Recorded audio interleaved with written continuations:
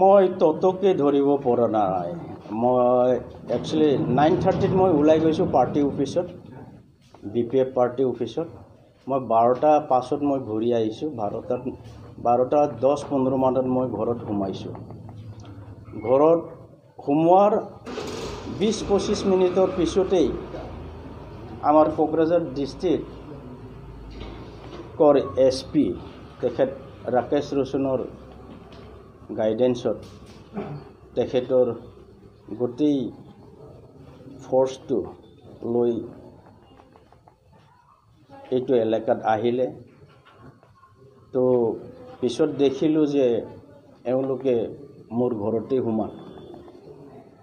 তেতিয়া অলপ পিছতে মই দৰ্জা খুলি দিলোঁ। ৰাকেশ ৰোশন দেৱক তেতিয়াই সুধিলোঁ যে পাৰপাছটো কি। তো তেখেতে ক'লে যে অনেষ্টলি চাৰ্চ কৰিবৰ কাৰণে আহিছোঁ। তো চাৰ্চ কৰাৰ কাৰণটো মই একো গম নাপালোঁ। তেখেতক সোধাও হৈছিল, তেখেতে কৈছে যে এইটো কনফিডেন্সিয়েল, এইটো অপেন কৰিব নোৱাৰি। যেই নহওক এজন মই ভাৰতবৰ্ষ গণতন্ত্ৰ দেশৰ এজন স্বাধীন নাগৰিক হিচাপে গণতন্ত্ৰক মই ভাল পাওঁ। গণতন্ত্ৰৰ নিয়মত যিখিনি কাম কৰিবলগীয়া আছে এই কামত পাৰোঁ মানে ময়ো সহায় কৰোঁ। আজিৰ দিনটোত ডেমক্ৰেচি পাৰ্লিয়ামেণ্টাৰী ছিষ্টেমক মই ফ'ল' কৰোঁ, মই মানো। যাৰ কাৰণে মই আজিৰ এই সময়ত ল' এণ্ড অৰ্ডাৰ অথৰিটিক সহায় কৰাৰ দায়িত্ব এজন স্বাধীন নাগৰিক হিচাপে মোৰ তাতো আছে। গতিকে মই তেখেতসকলে যেতিয়া নেকি চাৰ্চ কৰিবৰ কাৰণে সোমাই তেতিয়া এওঁলোকক মই আদৰণি জনাইছোঁ যে মই যিহেতু এটা প্লেটফৰ্মৰ মই প্ৰেছিডেণ্ট। এইটো প্লেটফৰ্মটো হ'ল XBLT ৱেলফেয়াৰ ছ'চাইটি। 2003 চনৰ 6 ডিচেম্বৰত আমি আৰ্মছ লে ডাউন কৰিছোঁ। আৰু আমি সকলোৱে গম পাওঁ, BTC-বাসী, অসমবাসী আৰু ভাৰতবাসী ৰাইজ সকলোৱে গম পায় 2003 চনৰ 10 ফেব্ৰুৱাৰীত BLT, অসম চৰকাৰ আৰু ভাৰত চৰকাৰ মিলি BTC হিচাপে এটা অট'নমি পাৱাৰ দি এটা কাউন্সিল এগ্ৰিমেণ্ট কৰা হৈছে, ক্ৰিয়েট কৰোৱা হৈছে। সেই তেতিয়াই BLTত যিহেতু আমি 3000তকৈ অধিক লিডাৰ আৰু কেডাৰ আছে, গতিকে আমি 2003 চনৰ 6 ডিচেম্বৰত আমি বনৰগাঁও প্লেগ্ৰাউণ্ডত যেতিয়া নেকি আমি একগোট হওঁ তেতিয়া আমাৰ মাজত আলোচনা হৈছিল যে 3000তকৈ যে অধিক BLT কৰ্মী আছে, কৰ্মকৰ্তা আছে, এওঁলোকক কেনেকৈ আগুৱাই লৈ যাম। তেতিয়া আলোচনা হৈ গ'ল যে এটা প্লেটফৰ্ম বনাব লাগিব। আৰু এই প্লেটফৰ্মৰ গাইডলাইনটো হ'ল 3টা হ'ব। নাম্বাৰ 1তে শান্তি preservation, number 2 discipline maintain, number 3 ৰিহেবিলিটেশ্যনৰ প্ৰগ্ৰাম।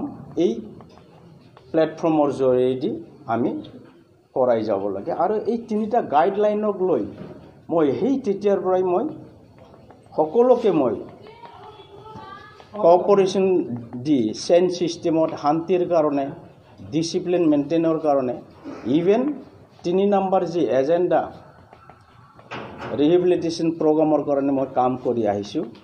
আৰু আমি আজি সগৌৰৱেৰে ক'ব পাৰোঁ BTCত যেতিয়া BPF চৰকাৰ আছিল, হাগ্ৰামা মহিলাৰীদেৱ আমাৰ BTCৰ চিফ আছিল, তেখেতৰ লগত আলোচনা কৰি আমি অকল XBLT বুলি নহয় 3000তকৈও অধিক XBLTৰ যি কৰ্মকৰ্তা আছে, ইয়াৰ লগত চাৰেণ্ডাৰ NDFB আছে, অল চাৰেণ্ডাৰ NDFB এওঁলোক আছে, আৰু আলফাৰ পৰা চাৰেণ্ডাৰ কৰা যি আলফাৰ গ্ৰুপছ আছে, এই 3টাৰ ওপৰত বেছ কৰি এটা AC মিটিঙত ৰেজুলেশ্যন পাছ কৰি লোৱা আছে যে এওঁলোকৰ নামত ৰিহেবিলিটেশ্যন প্ৰগ্ৰামটো ৰটেশ্যন ছিষ্টেমত যাতে দি গৈ আমি ছাকচেছ কৰাব পাৰোঁ। এইটো তেখেত হাগ্ৰামা মহিলাৰীদেৱ ছাৰে সেই তেতিয়াই ডিচিশ্যন লৈছে। আৰু আজিলৈকে আমি কাম কৰি আছোঁ স্বাধীন নাগৰিক হিচাপে।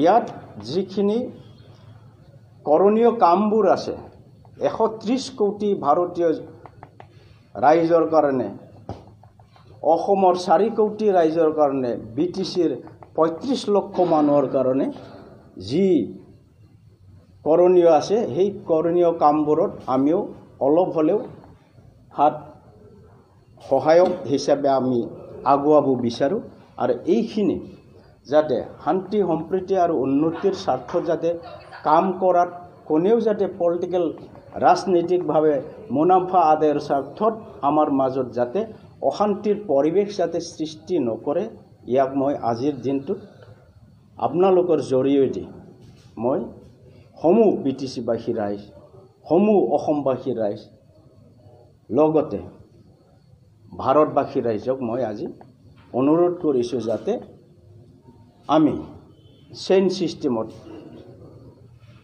সিস্টেমত থাকি যাতে আমি সকলোৱে এটা এটা ৰিং হৈ যাতে কাম কৰিব চেষ্টা কৰোঁ তেতিয়াই মই ভাবোঁ যে আহি থকা যে জেনেৰেশ্যন এই জেনেৰেশ্যনটো আমাৰ সিকিউৰড হ'ব যিদিনাই আমি জেনেৰেশ্যনৰ সিকিউৰিটিৰ নামত সিকিউৰড কৰাৰ স্বাৰ্থত আমি কাম কৰিবৰ কাৰণে সাফল্যমণ্ডিত হ'ম আমি ধৰি ল'ব লাগিব যে আমি সাকসেস হৈ গ'লো সাফল্যমণ্ডিত ৰাইজে যদি নখ জোকাৰি নৈ বোৱাব পাৰে এই নৈ বোৱাবৰ কাৰণে আমি ৰাইজে সকলোৱে মিলি জুলি যাতে আমি কাম কৰি যাব পাৰোঁ এইটো মই আজিৰ দিনটোত মোৰ ঘৰৰ পৰাই আপোনালোকৰ জৰিয়তে সকলো BTC-বাসী অসমবাসী আৰু ভাৰতবাসী ৰাইজক মই টানি অনুৰোধ জনাইছোঁ ND24 ইয়াত যেনেকুৱা এংগলত লৈ যি ষ্টেটমেণ্ট দেখুৱাইছে 5টা না 6টা XBLT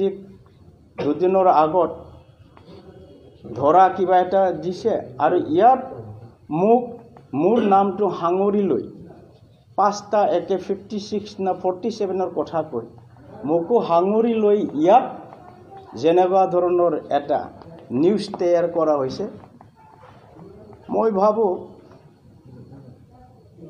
অলপ হিউম্যানিটি গ্ৰাউণ্ডটো চোৱাটো দৰকাৰ আছে জাৰ্নেলিষ্টবিলাকৰ এটা ইজিম আছে জাৰ্নেলিজমৰ যি ডিসিপ্লিন মই ভাবোঁ সকলোৱে যদি এইটো মেইনটেইন কৰে তেতিয়া মই ক'ব যোৱা নাই যে মেইনটেইন নকৰে কিন্তু ইজিমটো বেছ কৰি মেইনটেইন কৰি যদি কাম কৰিব পাৰে তেতিয়া আমি বেছি লাভান্বিত হ'ম মই উঠনিও কৈছোঁ আমি 35 লক্ষ মানুহ আছোঁ